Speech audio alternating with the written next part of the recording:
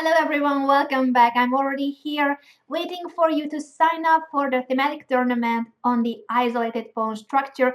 I will copy you the link once again where you can sign up for the tournament.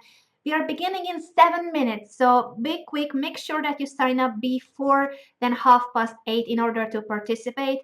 This is the link. Click there, sign up, and I will see your games. I will follow all the games and comment on what you do well and what you can improve, give you my personal advice on improving your chess. So I think it's a very useful tool on Chess24 that you can learn from what I see in your games. You practice what we have learned in the show, and you also know my thoughts about your play. So make sure that you sign up. There's the link. You still have 6 minutes. Let's see who is there in the play zone, who will participate in the tournament. I will head to the website. Let's click here and show you where I am. I will switch to the website, hopefully. I'm very clumsy with the computer, so excuse me for that. I will switch to, I hope I'm switching right now to the website. You should be by now seeing the website just like me. Here I am, Chess24 tournaments, and this is a tournament called Mir Strategy Isolated Pawns Thematic number 2. Because last Friday we already had an isolated pawn thematic tournament that was on how to play with the isolated pawn. And today what we want to practice is how to play against it.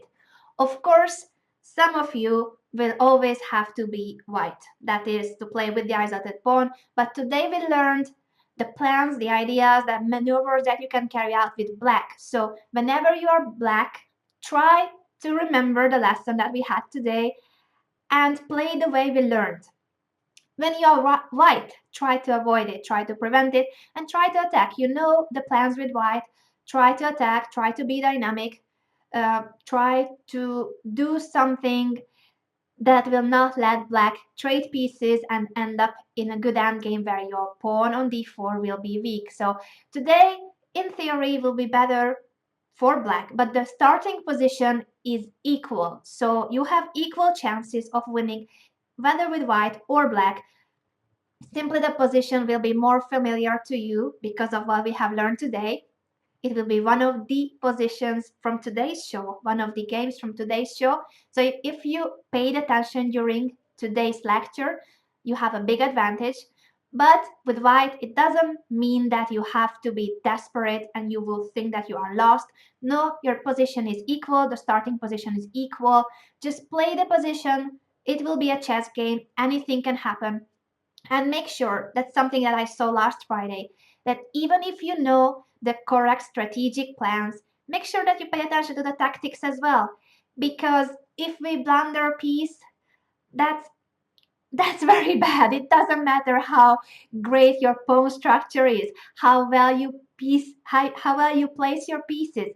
If you blunder, that will lead to a loss. So make sure that you pay attention to the pins, forks, knight jumps, annoying pawn pushes, everything related to tactics. Make sure that you pay attention to that too. My advice is that before you move, but after every move of your opponent, you ask this simple question: what is the threat? Many times it will be a very small threat or no threat, just normal moves. But there are some cases, there will be some moments when the threat will be really big, and if you don't prevent it, if you don't do something against the opponent's threat, then you will lose the game. So pay attention to the opponent's threats, make sure you don't blunder, check all the tactical possibilities in the position as well. I know that we learn about strategy here, but without keeping our pieces protected, without blundering, no, you don't blunder. You shouldn't blunder. What I mean is that you need to calculate well, and you need to pay attention to the tactical motives as well. Strategy and tactics go hand in hand. That just like how we work together with Sofiko, we are best friends and we complement each other. So strategy and tactics should go together. Pay attention to the tactical motives as well. The tournament begins in 2 minutes, so I should check already the list. Who are the players signed up? We have 20 participants so far. You can still click on the sign up button. You need to be a premium member in order to participate in this Thematic tournament. Being a premium has many advantages, and this is one of them, that you can play thematic tournaments with live commentary so that you can learn a lot more about how to improve your chess. We are personally coaching you. That's why this is a premium feature. This is just one more benefit for being a premium, for uh, granting us your, well, just for being here with us, just for being a Chess 24 premium member. We have so many video lessons, so many live shows.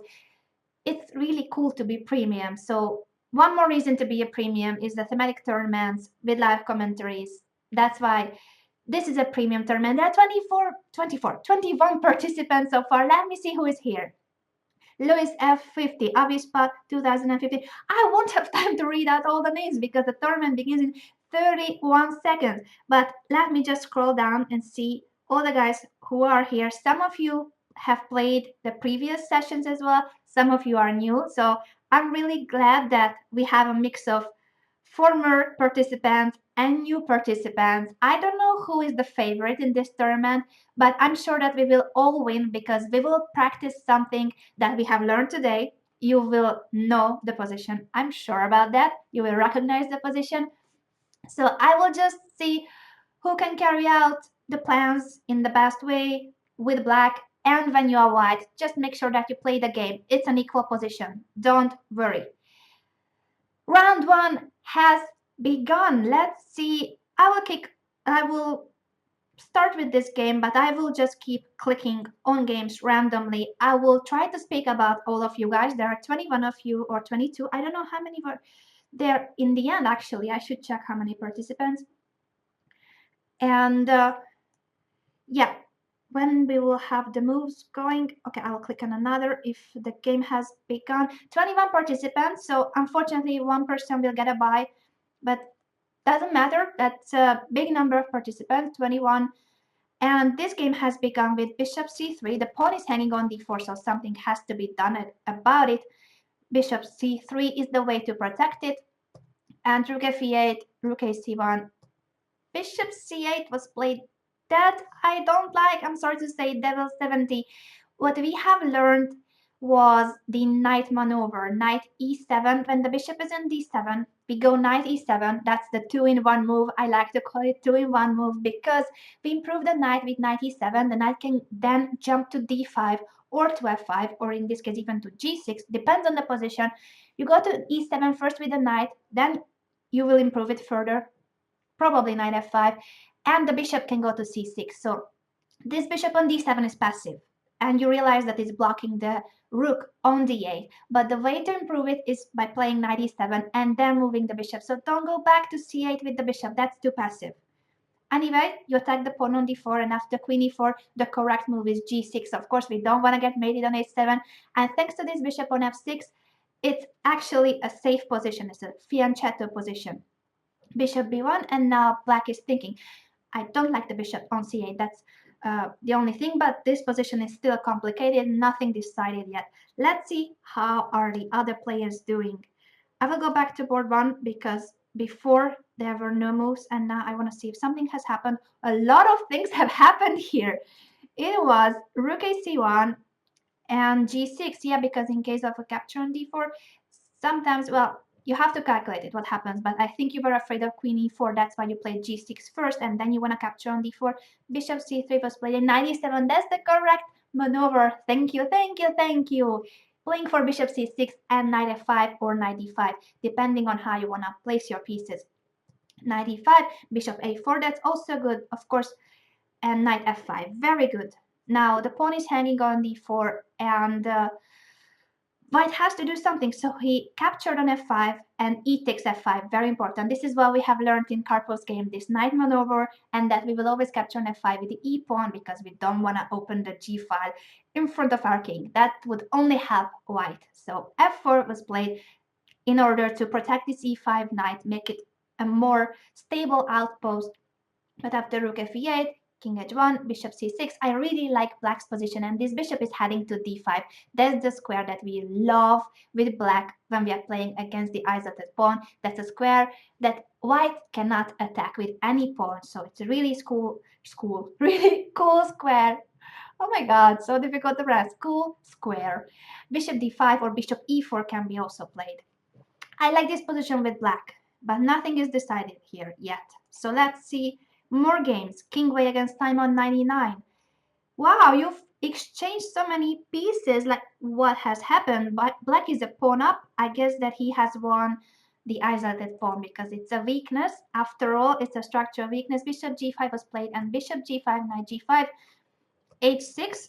Yeah, it's good that you're not blundering the h7 pawn, and when you don't have the dark squared bishop, g6 would weaken a lot the dark squares, my favorite word. So it's good to play with h6. Queen h5 and bishop e8. That's an interesting move, and many times it's good actually, because now you threaten either f6 or f5. That the idea is that that bishop, even if it looks a bit silly on e8, will attack the h5 queen. So it's a very interesting move.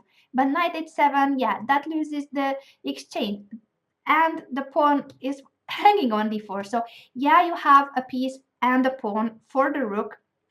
I think it compensates in this position because, but then what happened? Okay, so here he won the exchange back because the position we saw in the beginning of the game was just a pawn up for black, and this is a pawn up already. So yeah, I think this position is complicated because there's a piece and a pawn for the rook, so it kind of compensates for the exchange.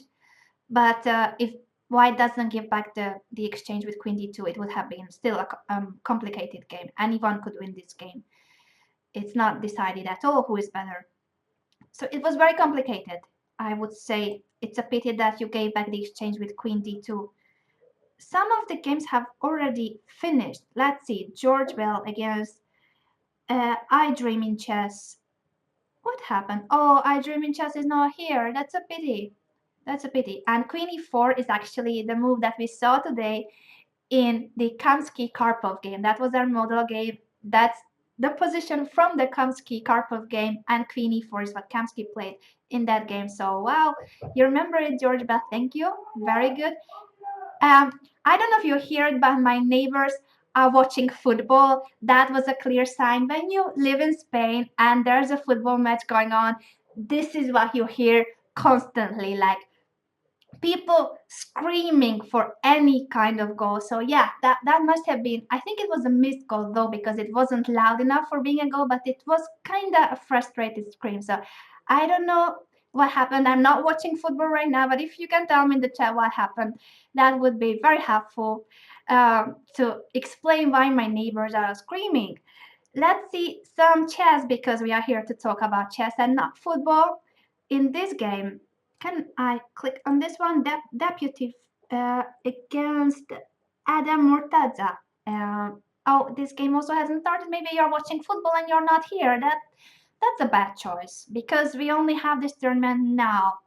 We have a thematic tournament twice each month. So try to sign up for the thematic tournament when it is announced, because it's not something you can do anytime. I mean, we have many thematic tournaments, but commentated thematic tournaments, only a few. So I have 2 in each month, and today was the day. So if you are watching football instead of playing chess, practicing the thematic tournament, isolated pawn structure, I'm sorry that if you prefer football, you should have recorded the football match and played the tournament. I think that's what many of you suggested, and thank you to everybody who preferred playing the tournament and not watching football.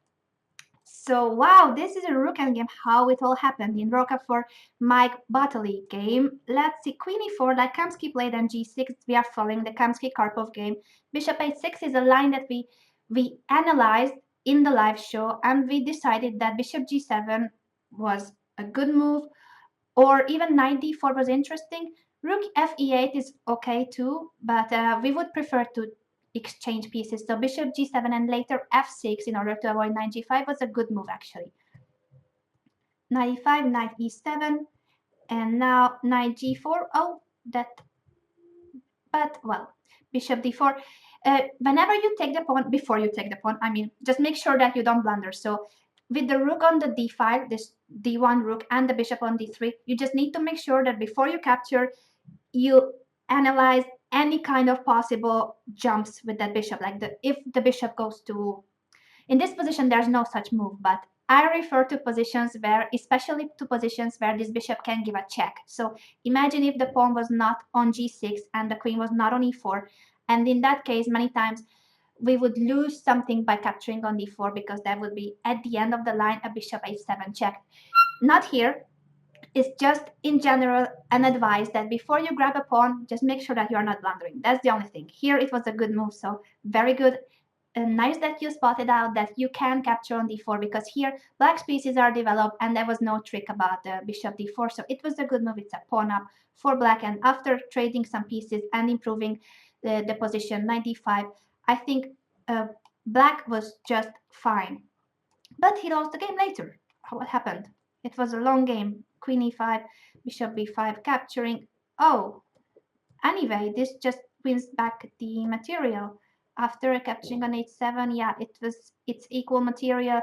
Rook and queen against the rook and queen, and then it was just an equal rook and game. So I think it was just a blitz game, and at the end white won, but it's an equal position. I think black played really well. Capturing the pawn on d4 was good because there were no tricks for white. Let's see another game because you finished. I think all of you have finished, but I want to see some more games. I want to see how the games developed.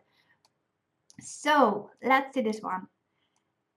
It's Jacob Costanyon against King Capturer. I'm sorry if I don't pronounce your names correctly. I'm trying really hard to pronounce it as well as possible, but I don't know all of you, so it takes me some time to get used to your nicknames. Queen e4, g6, just like in the Kamsky-Karpov game. Bishop c3, exactly the same. And knight e7. Thank you. That's the knight maneuver we want to see. Improving the knight and the bishop at the same time, 2 in 1. And after h4, it's similar actually. The idea, well, white has to try to attack, and black will carry out this bishop c6, knight f5 maneuver that we really like with black. Bishop f5, and of course e takes. There was no other option, but now the problem is that this queen will be very passive on h3, and black's bishops are really cool. So I really like black's position, and here he just wants to grab material. It's good. If you this is what I meant, that if you calculated it, if there are no tricks, then yes, you can capture this pawn. First we develop the pieces and then we capture the d4 pawn, the b2 pawn, depending on the position. But yes, you can grab material after having developed the pieces. I think round 2 is already going on, so I better stop talking about round 1 and check more games from round 2. Let's see this one. If I manage to click, no, I don't manage. Let me win against Shark Freak 1. Why I cannot watch this game? Click, click, click. Something's wrong with my mouse. I will click with the other mouse. Still clicking. Okay, I will pick another game because somehow I cannot click on that one. Don't tell me that my computer is frozen again. Today my computer is behaving really badly. It doesn't want to study chess. It doesn't want me to commentate on your games. I don't know why is it on strike, because usually it's a very good computer collaborating with my shows. Never had any technical issues, but today my computer decided that football was more important than chess, and it just blocks my shows. Why I cannot watch the games? I wanna click on these games, please. Oh, please, I will refresh the site and hope that it will work now. I'm sorry, guys. I don't know what's going on with my computer. Click, play zone, refresh, update. I will do anything I can, but I will watch your games. This is the point of this show. So, updating. I hope that all the people who are watching the football in this blog are not using like all the internet around and my network. I hope. I mean, they're not supposed to, but some people like to watch football online. And yeah, that might cause some trouble. I hope that they are not using the same network as I do, the same phone company. I really don't know what's going on, whether it's my computer or the internet. Can you still hear me at least and see me? Because I don't know what's going on. Guys, can you please tell me in the chat if you still see me and hear me? Now at least my page is loading, but something I think is the football. I will blame it on the football. When Real Madrid plays, I really like watching football, but today is not the moment for football. Today, I want to talk about chess and I want to talk about your games, guys. So I click and cross fingers. I think it will work now. Yes, it's working. Simon 99 against GM Rio Rodolphe, I think. Let's see how the game developed. Wow, what happened? It was a piece sacrifice. Let's see how. Bishop g5, and after bishop g5, bishop takes g7. I don't think that this sacrifice works, but let's see what white was planning. Knight g5. Of course, if the king goes back to g8, then his plan was queen h5, and then it's a mate, I believe. So king g6 has to be played, and after queen g4, f5, very important move. If not, then the knight would jump and probably you would get mated, but f5 is a very important defending move. Queen g3 and f4, and now if queen g4, e5, very well played. GM Rio Rodolphe. This is how black should defend. You don't give time for your opponent to give you mate. Okay, 96 is annoying because now the queen is not hanging. But anyway, I don't think that you should get mated. I think that you should be able to play king f6, I hope. And after queen g7, king takes e6, d5 check. Oh, still complicated. Oh my god. Oh my. Okay, let's calculate. Let's try. So you cannot go to h7, you cannot go to h6. You should go to f7 or f6 and then capture on e6 in case of queen takes g7. So now queen takes g7, king takes e6, d5 check, and there the king will have to go. Well, God, I'm scared. But d5 immediately, I don't think it should be a problem, or is it a problem? Well, the e6 knight is protected, so of course now the threat is queen g7 and our knight would be hanging at some point, but if the knight is captured on c6, then the knight on e6 is hanging too, so, well, anyway, the problem is that we cannot go rook f7 because then queen g5 is mate, so yeah, it's kind of scary, but it's not supposed to be good because in this position after bishop g5, bishop g5, bishop h7, I mean, if Kamsky didn't play it, it was for a reason. It's not supposed to be working. Then I will check it for you guys because this is something unexpected. It's not supposed to work for white in this position. And I thought that f5 was a good move.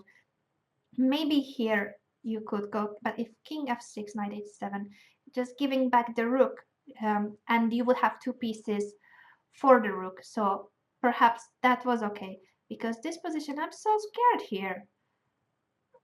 Yeah, this is already very scary. And the problem is that white can win back the piece. White can capture on c6. And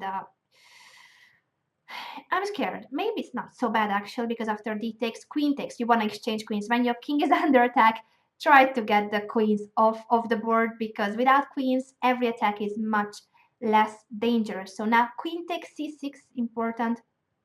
And luckily, whenever there's queen e7 check, we have queen f6. But unfortunately, I'm afraid that after queen c6, white will go for queen takes e5 check. That's an annoying one. Oh my. Let's see some other games. But this sacrifice, I will check later, guys. And I will tell you why it's not supposed to work. Because this is not what Kamsky played. And I believe that Kamsky played the best moves with white. So, wow, I'm surprised if this could work. That's something that would be unexpected. What about these games? Why are they over? This game has finished in a pawn endgame and black has won. Why? Okay, alright. I clicked. Yes, yes, it's working. Yes, my internet is back. The football hasn't taken it all. Queen e4, g6, everything like in the Kamsky-Karpov game we have not seen, but well, we have seen it in the analysis, this position.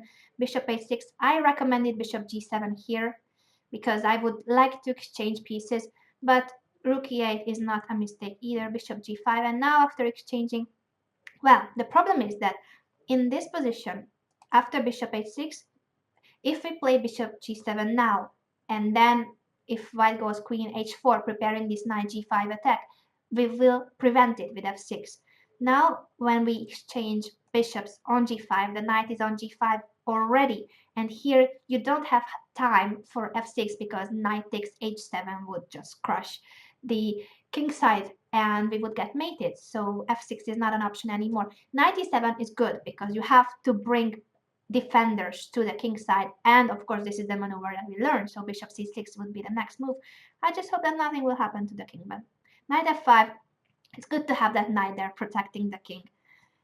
Bishop takes was definitely not helping white, because after that you won't have attack anymore. You maybe could have tried playing knight e4, trying to explode the weakness of the dark squares. There's this hold on f6. You would love to have a knight on f6, of course. So knight e4 is something that you could consider here for white. After bishop f5, I think there's no danger anymore, because here h5 prevents queen takes h7, and there are no more jumps to f6. Also, the queen is now protecting the 6th rank. After e takes f5, suddenly our queen can come to f6, so I think black's king is just very safe here. And after bishop c6, bishop d5, we will have a really cool bishop, and the d4 pawn will be hanging. So I like this position already for black. I like f4 too, because it opened the bishop's diagonal in that way as well. And yeah, after exchanging, this pawn will be just really weak, and now g3 weakens white's king as well, so black's position is superior. I liked how black played, but now round 3 is starting. How can it be so quick? I cannot talk about all the games like this. Guys, make the games longer somehow. Okay, I will pick other games. I will see someone who I haven't seen yet, who I haven't talked about it. Ambitious pawn against Word 20. I think I haven't talked about any of these players yet. Hi guys, thank you for being here. Thank you for practicing your knowledge in the thematic tournament with me. Let's see how this game develops. So yeah, I'm here at the beginning. No moves have been made yet. Let's see. Queen e4, just like Kamsky, g6, just like Karpov. You're such good pupils, guys, so you remember everything. And bishop g7, that's the move I recommended. Now I wonder whether white takes on g7 or plays queen h4. And in both cases, we will need this f6 push. Yes, now after queen h4, we should go f6 in order to avoid this nasty knight g5. Knight e7, you are blundering a piece, because after bishop g7, knight takes e7, that's a piece down. Careful, Word 20. This is what I meant in the introduction. It's very nice that you know the maneuvers, the ideas, you have a healthy pawn structure, everything fine strategically, but you should make sure that you don't blunder, because with the blunder, you can spoil everything that you have built up. So you played very well until this point, until playing knight e7. Knight e7 is of course the maneuver that we want to carry out, but we cannot always play it. So you should be flexible. You should alter your plans. Make sure that you don't blunder. That square after queen h4 is under control, so please don't blunder here. Black should go f6 in order to avoid knight g5, and after f6 we can go knight e7 and knight f5. Be patient and alter your plan if necessary. Every game, every position is different, so you cannot always play the moves that we have learned. Those are ideas and patterns. They are patterns that you should apply, but it depends on your game how you can apply them. So make sure that you don't blunder. Please, guys, please. More tactics trainer, solve puzzles. Really make sure that you see whenever a piece is hanging. Don't blunder. Don't blunder. Let's see another game. I want to see Rook f4 against Louis f50. So here we are. Wow, queen e4, g6, just like a Kamsky-Karpov game. You guys play the same way. Bishop g5 is something new, and it might be an improvement in case of bishop takes, knight takes, because we cannot play f6, so it's like the game we have seen before. But knight e7 here, well, actually you don't need knight e7 because the d4 pawn is hanging. With the pawn on g6, you know that there will be no bishop a7 check, so when this pawn is hanging, before capturing you calculate that you are not blundering anything, but if you made sure that you don't blunder, you can capture this pawn. So queen takes, and of course any queen exchange would favor black in general, but now with the pawn up even more. So after queen f3, queen g7 I like because you take the queen out of the d file. White was threatening with bishop takes g6. It's important to notice the opponent's threat. That's why whenever you capture on d4, you should make sure that there will be no bishop moves, nasty bishop moves, winning something. So yes, move the queen away from the d file. And now this is a pawn up. And the queen on the king side is very useful when you want to defend your king. It's a very useful piece in the defense too, because it can control so many important squares around your king. So queen g7 I like a lot. This is a pawn up for black. So yeah, perhaps that's why bishop g5 was not played in the Kamsky-Karpov game. Haven't thought about it because, yeah, it looks dangerous. It looks like maybe at some point there will be some queen h4, but queen d4 avoids everything. There's no queen h4, and white has lost the pawn. So that's a problem. Let's see another game. Let's see who else. Okay, let's go for George Bell against Adam Mortaza. I have clicked, I believe. Oh, Georgie. And this is bishop c3. That's also a good move, of course. Protects the pawn. It's important not to lose the pawn with white because even if you want to attack a lot, you still need to make sure that you just don't give up the pawn for nothing. We have seen model games where white gave up that pawn for the attack. Also today we have seen some variations where if black grabs that pawn without developing his pieces, before developing his pieces, then it was trouble for black. So sometimes you can give up the pawn, but when black's pieces are developed, you need to protect it. You cannot just give up the pawn for nothing. Bishop b4 is an interesting move because you pin the knight in order to avoid knight f5, but after rook e8, this knight f5 move is coming anyway, so it's not so easy to prevent it actually. I'm not sure about knight g6 because I would love to place the knight on f5, but I understand that if we go knight f5 here, you were afraid of g4, and it's okay to be afraid. Although after knight f5, g4, you probably have the intermediate move bishop c6. So sometimes something that looks scary might not be that scary if you pay attention to the intermediate moves. After knight f5, g4, it looks like we are losing a piece because if the knight moves away from f5, then queen h7. But bishop c6 attacks the queen. That's a stronger threat than the hanging piece on f5. So make sure that you take into account moves like that, intermediate moves, making a stronger threat than the opponent. So knight f5 was possible here, or you could play g6 and then knight f5. But knight g6, I'm just afraid that the knight on g6 won't be that good as if it would be on f5. And sometimes white could go for h4, h5, attacking the king, chasing that knight away. You would have to go knight f8, and then who knows what will happen afterwards. Probably still safe, but I just prefer to have that knight on f5. It's more active. Bishop c5, queen c6. That's very good. You want to exchange queens.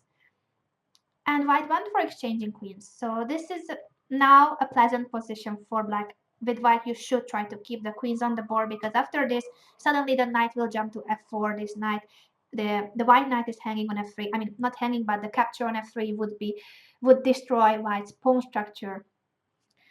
You did it to win a pawn, so it might be okay. But anyway, your pawn is also hanging after bishop f3, bishop d4. If we are not blundering anything, let's see, bishop takes f3, g takes, bishop d4, and there bishop d4, rook d4. I don't think that we have blundered anything. Maybe you were afraid of bishop f3, g f3, bishop d4, bishop b5, and there our rook is hanging, but you can take bishop a7 and have two pieces for the rook. So I think you could have taken on f3 and then on d4. You played instead knight f4. That's not a bad move either. I think you have compensation for the pawn. but I would have just loved to destroy the opponent's pawn structure on the king side and win back the pawn as soon as possible. Let's see another game. Let's see how the game between King Wang and Devil 70 have developed. No, this is not the position yet. Let's, yeah, now. Draw. Wow, that's a stalemate. Let's see how they reach this pawn endgame. It was queen e4, g6, Kamsky Karpov, bishop h6. You like this bishop h6 move, and somehow you guys prefer rook f e8. I recommend bishop g7, but anyway, if you prefer rook f e8, it's your choice, up to you. Queen f4, now bishop g7, and knight g5, careful about that f7 pawn. f5 here is not the same as in Nakamura's game. We saw that f5 can be a good defending move, protecting our king, but when you see that the dark squared bishops will be traded, then you have to be very careful about the dark squares in general. So f5 is a move that leaves the dark squares weak. And without the dark squared bishop, that means holes in your position. So here you should have tried to play, if it's possible. You have to see if there are any sacrifices. But in general, you want to play f6, because after f6 you would have the dark squares more protected. You just need to make sure that there's no knight takes h7 winning something. I hope there isn't. It shouldn't work. I think it's not working here, but who knows actually. f6, knight h7, king takes. Bishop g6, but it doesn't work because of king takes. If the queen gives check, you also capture the bishop on h6. You cannot just give up all your pieces for a few checks. So f6 chases away the knight from g5 and keeps the dark squares under control. After bishop g7, king g7, that king is safe on g7. After f5, what I don't like is that we trade the dark squared bishops and there are holes in our position. Anyway, it's still not that it's not that bad, and the d4 pawn is hanging. White didn't care about the d4 pawn. Here the problem is, and perhaps that's what white missed, is that after queen d4, this queen, well, of course, we are threatening to exchange queens. That's something that the defender wants. So white has to move his queen again, and then this queen will be a very good defender. Even took on b2. If you are not losing anything, just make sure that you don't step into any traps, tricks. Then after bishop g7, I cannot draw arrows, but imagine bishop g7, queen takes g7, everything will be protected because the queen goes back to the king side. The queen can be very useful in the defense. Remember it. Normally, you don't want to use your queen to defend a pawn, something weak. But when it's about your king and you want to avoid being mated, bring the queen close to your king, because the queen can control a lot of important squares. And this is what would happen here after bishop takes g7, queen takes g7. Suddenly the queen would have everything under control and there are no checks, no sacrifices, nothing. So this is just 2 pawns off for black. So after f5, white should have taken on g7 and then protect the d4 pawn, but maybe it's okay anyway. I just don't like the holes on the dark square, but perhaps this wasn't bad at all. Simply in general, I prefer to keep my squares well defended. I don't like to have structural weaknesses in the position. I think you can tell that by my name, because if you're called Miss Strategy, you usually want to have a very healthy pawn structure with no weaknesses, no weak pawns, no weak squares. That's what I like. What about Word 20 against Rook f4? Let's see. This is just developing queen e4, g6, bishop c3, knight e7. Very good, the knight maneuver that we have learned today. Queen f4 and knight e5. Very good. Protecting the bishop. This is something we have also seen, that whenever you can defend and attack at the same time, that's really cool. So we not just protect the bishop on f6, but we attack the queen at the same time. That's something that wins a tempo. And you know that in chess, time is precious. Not only the time you have on the clock, but also the time on the board. So winning a tempo is always something you should strive for, because moves like this, knight takes c3, now wins a piece because the queen is hanging both by the knight and the bishop. That was a nice trick, actually. After bishop c6, black was already threatening to win at least a piece, if not more, because then the rook on d1 will be hanging to knight c3 is a huge threat here.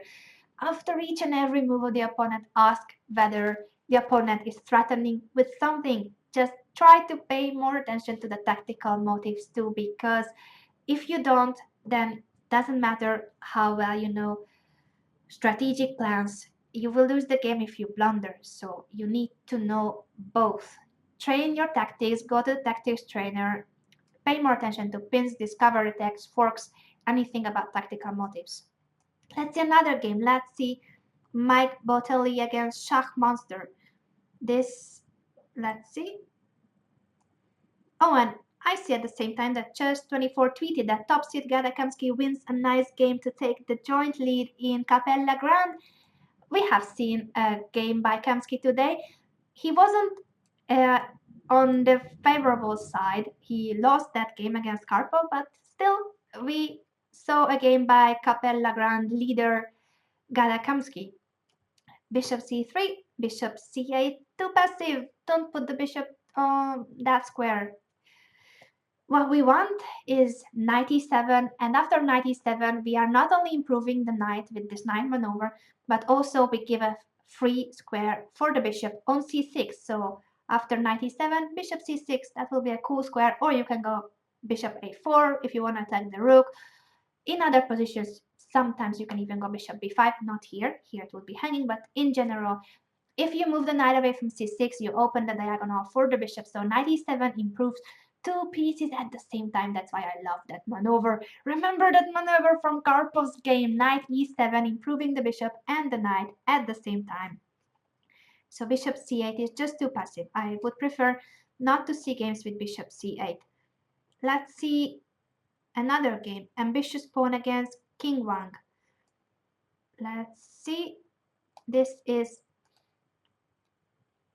queen e4, g6, bishop e3, just like the Kamsky game. And queen c7. Karpov played knight e7 here, and I believe that that's the best move because, yes, after bishop e3, white is threatening to push d5, or even more precise, play queen f4 first and then d5. But knight e7, I cannot draw it. I will try. Look, this move, knight e7 would avoid d5, so we prevent the opponent's threat, and at the same time we continue carrying out our plan, which is this beautiful maneuver, knight e7. I cannot emphasize it more and more and more. It's a 2-in-1. We improve the knight and we free the c6 square for the bishop. So we are improving two pieces at the same time. It's a great maneuver. Learn it from Karpov's game. Knight e7 is a very good move in this position. Anyway, the game went on with queen c7, rook c1. Yeah, now it's a problem that the queen is on the c file, and after rook c1, the knight is pinned, so we cannot go knight e7. Yet to move the queen to b8, it's a bit too passive. Bishop f4 and the queen a8. Yeah, after these queen moves, look, where we used to have the queen on b6, there it was an active piece attacking the d4 pawn and the b2 pawn, and now on a8, can hardly move. That's a problem. Bishop a6, rook e8, queen f4, bishop h8, knight g5, f6. The position is not lost, of course, I'm not saying that, but it's just unpleasant. Queen b8 I like because you should try to exchange queens and bring back the queen into play.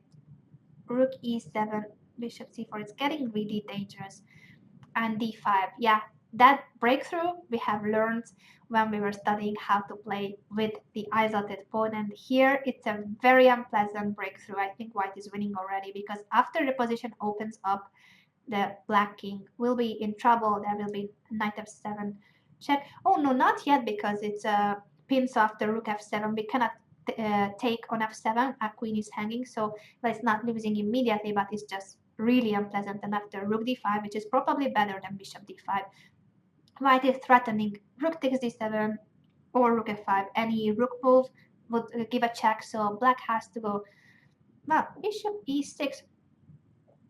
What's going on here? Rook d8, then knight d8 could be played to protect the e6 bishop. Anyway, the knight on g5 is pinned, so yeah, it's not like completely lost, but I thought it was really dangerous. After d5, usually it's just, but knight d8, I think that, yeah, black can hold on, but it looked just very scary in the moment of playing d5.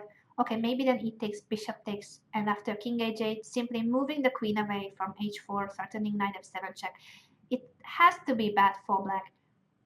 I don't believe that this position is good. After e takes, bishop takes d5 check, king h8, queen h3, we are threatening knight f7 check. This position is just so dangerous. I think that white was much better here.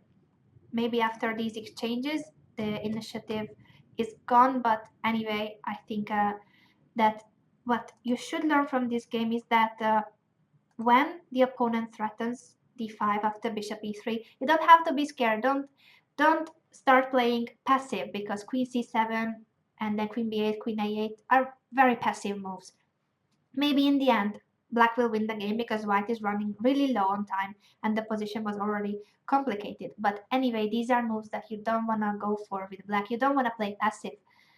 If you are passive, it's much easier for the opponent to attack. So try to be active. Keep the queen on b6. There's nothing wrong with the queen on b6. When the opponent plays bishop e3, just play knight e7 like Karpov did. You prevent d5, you're not losing anything, and you prepare knight f5 and bishop c6. That's a really cool maneuver.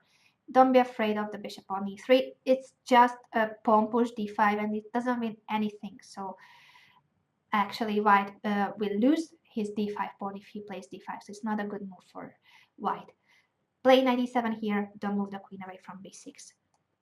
What else do we have? We have this game, Koenj against Jakob Konstantin. Konstantian. I'm trying, guys. So I want to go back to, because now it's okay that white has a queen against the rook. That's good. But I want to see how it happened. Queen e4, g6, bishop h6, bishop g7 is the move I recommended. Queen h4, and now f6 is what I said. But knight e4 was played. Can it be captured? Bishop g7 and knight d4? I don't think so, but bishop g7, knight f3. Intermediate move, very important not to lose the piece. But knight g5, this looks very scary, threatening bishop g7 and queen h7, or knight h7 in some cases. So I'm scared. That's why I was recommending here f6 in order to avoid knight g5 first and then capture the pawn on d4. So I still prefer f6 first, protecting the dark squares, avoiding white's plan, this knight g5 attacking plan. And after that, you can capture the pawn later, either immediately if white doesn't protect it, or knight e7, moving the bishop, knight f5, the usual maneuver that you know already. Let's see what happened, because here I'm scared.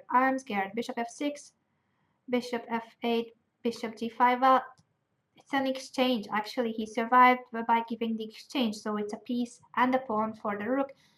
Well, I think it's complicated. Without the bishop, of course, without the dark square bishop, without this h6 bishop, of course, it's less dangerous, and after capturing the knight on g5.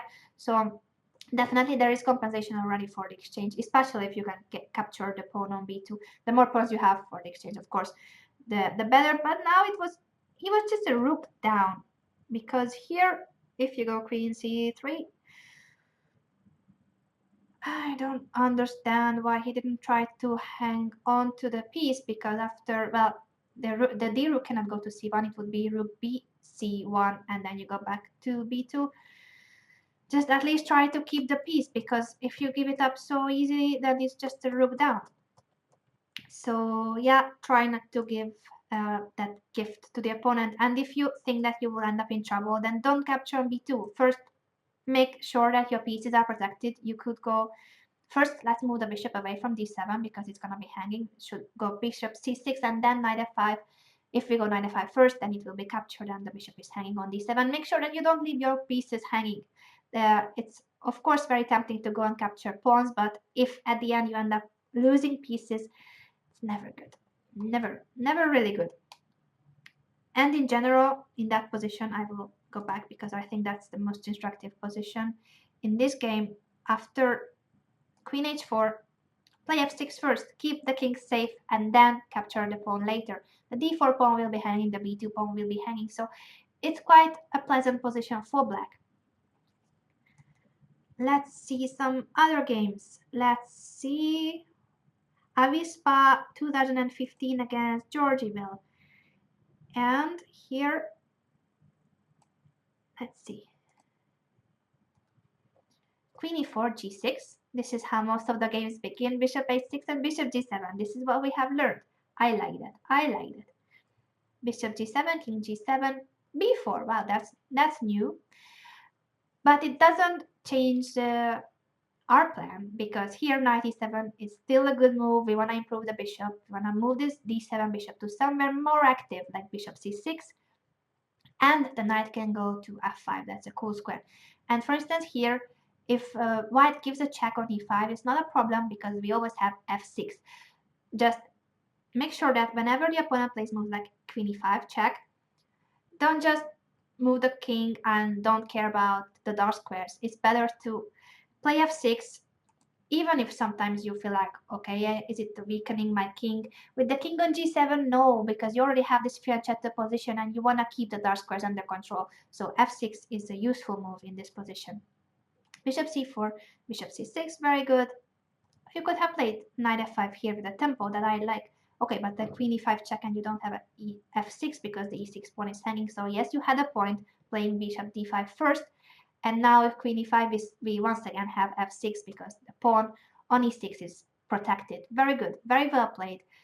With black, bishop c4, knight c4, exchanging pieces, queen c7. And after rook c1, just make sure that there will be no knight jumps, but knight d5 I like. This is either d5 or f5 is where you want to have your knight. And after queen g5, h6 or f6. f6 is still okay, I think, but h6 too, actually. Why not? Queen f4, trading queens. I like a lot how black played because keeping the king safe is something very important, and he did that by playing h6 and then queen f4, trading pieces. Also, of course, this knight maneuver, the knight maneuver was very important. I'm playing bishop g7 before, then bishop c6. So very well played by black. And Avispa, of course, also is doing fine because this position is still complicated. Knight is active on d6, now knight b5, pawns are hanging. This is just a complicated game. So both players actually did very well in making the most of this position. I'm very proud of both of you guys. And we've just reached an equal rook endgame, which I don't know what happened later. Probably it will end in a draw. It should end in a draw normally, but in blitz you never know. Let's see another game because here both players were doing very, very well. I like that. Let me win against king capture. This is another interesting game. Let's see. Let's see. I want to see this. Oh, let me click on the game. Oh, now let me win against king capture. Oh, I like the position because it means that you pushed f6 after playing bishop g7, queen e4, g6, bishop a6, bishop g7. Yes. And after b4, 97. Wow, it's almost like the game we have just seen. 97, very good move, preparing bishop c6, knight f5, knight d5, all that kind of stuff. Queen h4 and f6, very, very good, preventing knight g5. So first, we prevent the opponent's threats, we avoid any kind of attack against our king, and then we go on with our plan, playing knight f5, bishop c6, attacking the d4 pawn. So very good. I'm very proud of you, king capture, for playing like this, very safe. Knight d5 is also good, of course, that you can go to d5 with the knight or to f5. Depends on the position, depends on how you want to play. b6, knight e4, queen e7, queen f7, some moves, taking the c5. White is playing well too. Of course, this game is complicated, but usually these trades, the trade of pieces normally favors black because the isolated pawn is a structural weakness after all. So normally you want to have more pieces on the board with white. Anyway, it's still not easy. I'm not saying that if all the pieces come off the board, then white is lost, but it's definitely a position where black can push and not white. So white will always have to keep an eye on his pawns. Bishop d5, I like that move to trade the piece, to trade the bishop and then go for knight d5.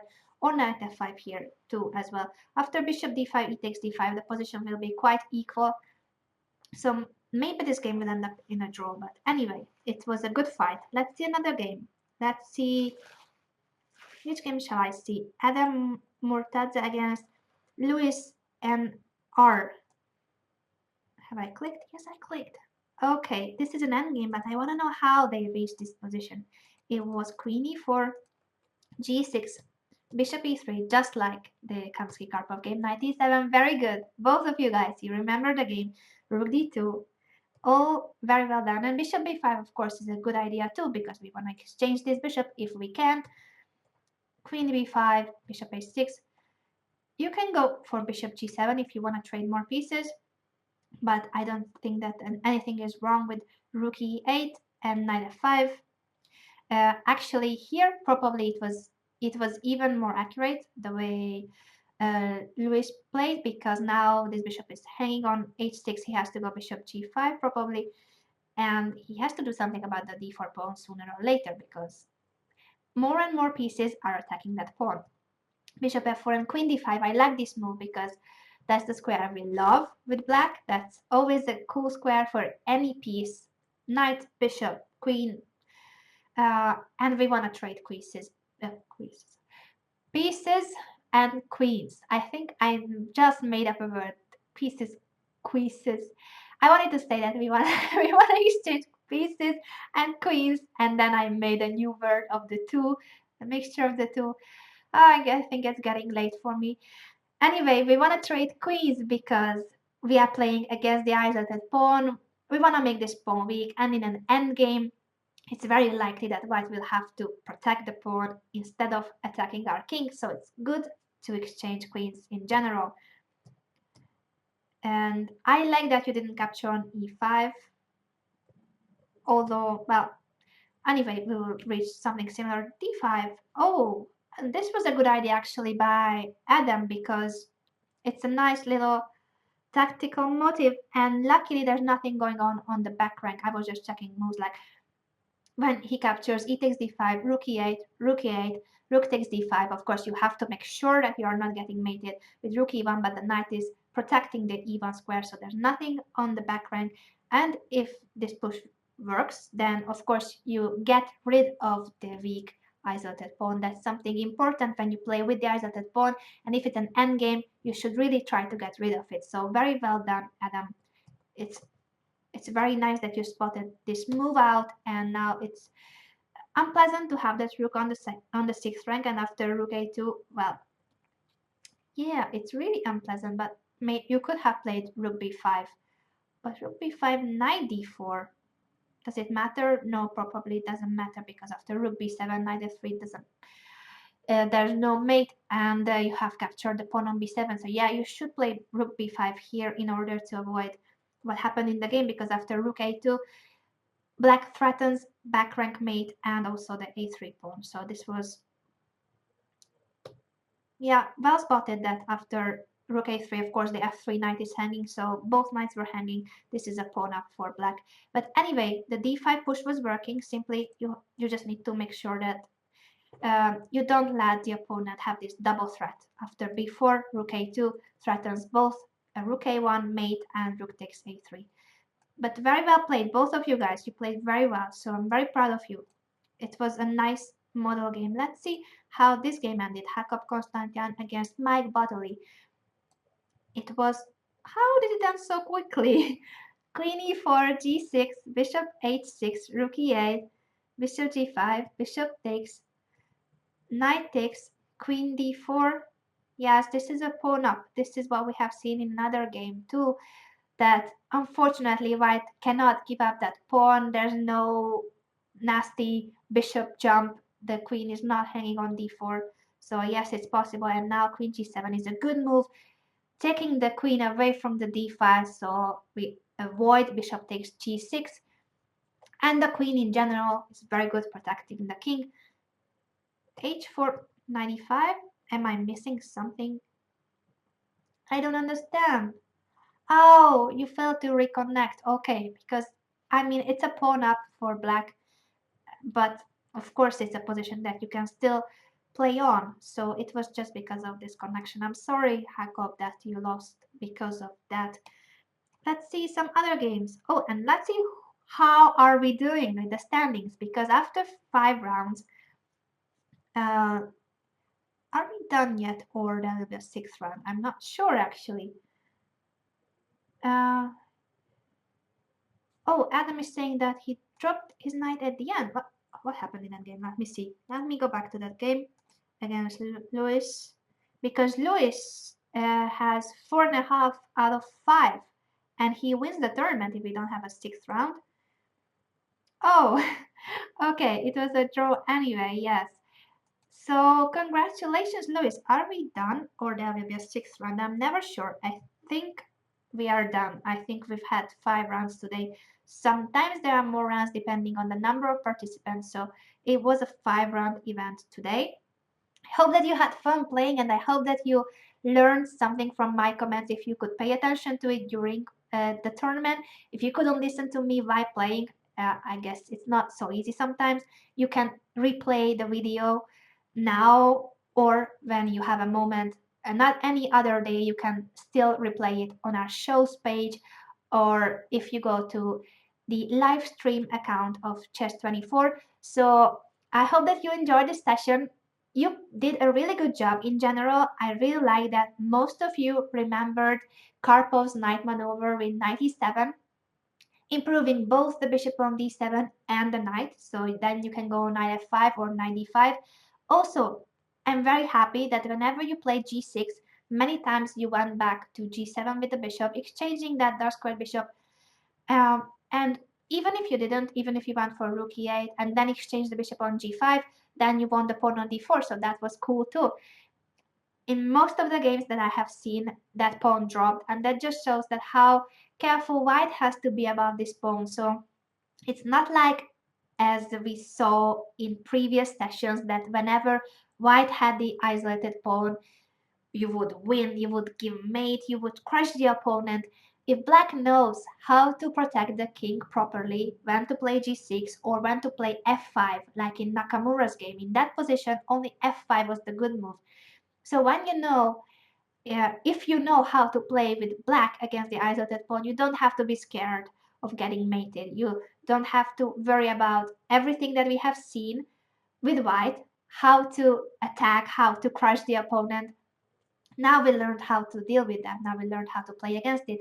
And I'm sure that not everybody is watching our sessions, my show. So don't worry, don't feel like now everybody knows everything about the isolated pawn. Yeah, there are many of you watching my show. Thank you.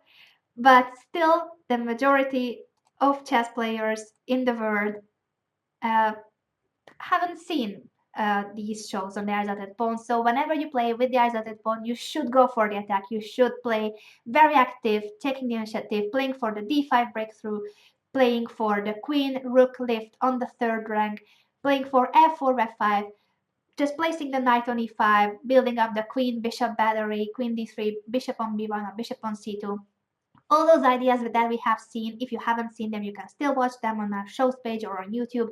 And today we learned how to deal with the isolated pawn, how to play against it. This knight maneuver that Karpov played is very important. It's also very important to know which pawn to push when our pawn is hanging on h7, when we are about to be mated on h7. You need to know whether you can play h6, g6, or f5. Just make sure that you don't blunder.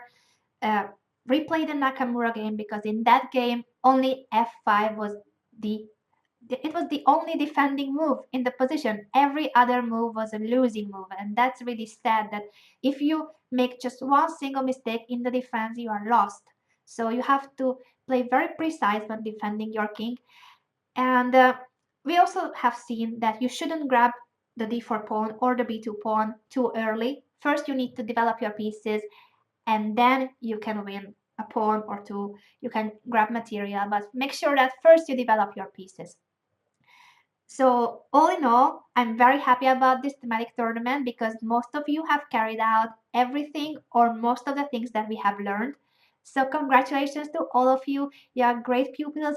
Next Wednesday, there will be a very special show Well, on Wednesday, I have said already, but I'm not telling you anything more yet.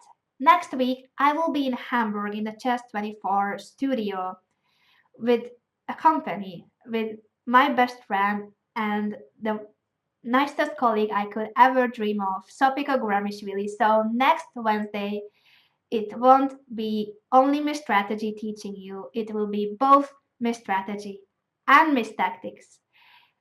Hope to see you next Wednesday. Make sure that you are here. We will announce the time. It's not sure that it will be at the usual time, and it's not sure that it will be an average strategy show, middle game show. Maybe we will do something special.